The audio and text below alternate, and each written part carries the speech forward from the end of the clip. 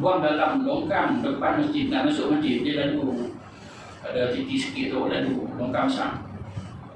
Papi batu lewat. Saya buat macam tu. Awak dah agak kat kami, awak tak minta izin kat kami, ni masjid ni bukan masjid apa. Pakai kat masjid ni pasal apa? Ni siapa punya ni, kaki baju apa semua, yang beg-beg siapa? Jemaah mai, pegang-pegang, dia kuatkan balik. Sedih dia, tak kata apa. Tak bagi, harap tak bagi. Minta maaf, masjid kami tak izinkan, tak benarkan. Apa? Abang dia tu, minta abang. Pegang-pegang. Dia pun tu baru pergi untuk rumah, Assalamualaikum.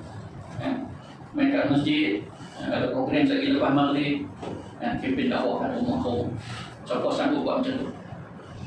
Nak pergi rumah nak dia main ke masjid surau. Siapa agama, siapa sanggup? Suka selama tu. Dan sanggup apa dengan dia bermain.